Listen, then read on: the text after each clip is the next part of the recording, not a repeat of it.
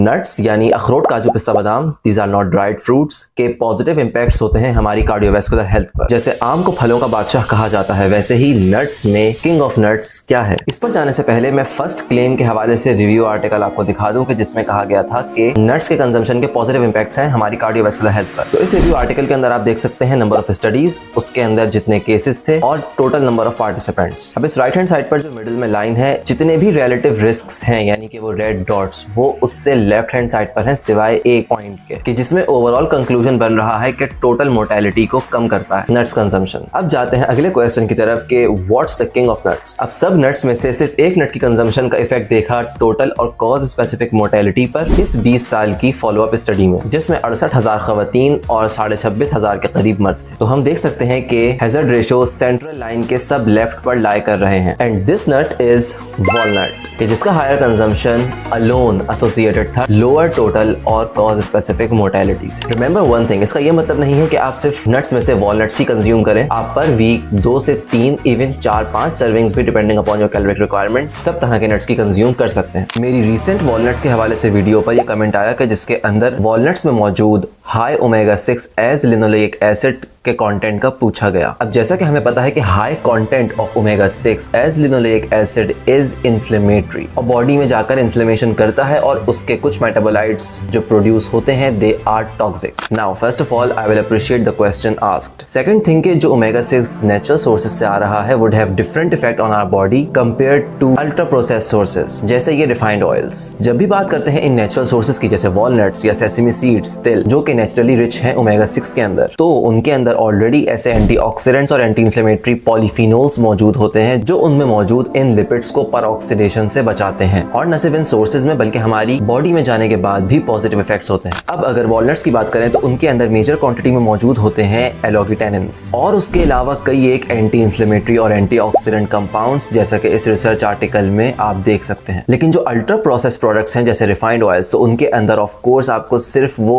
Omega 6 का content ही मिल रहा है, साथ में ये एंटीऑक्सीडेंट्स उसमें मौजूद नहीं है। लेकिन अगर आप उन्हीं ऑयल्स की जगह उनके सीड्स जैसे सनफ्लावर सीड्स या सेसमी सीड्स कंज्यूम करें तो उसमें कोई इशू नहीं है। Well, thanks to the nature.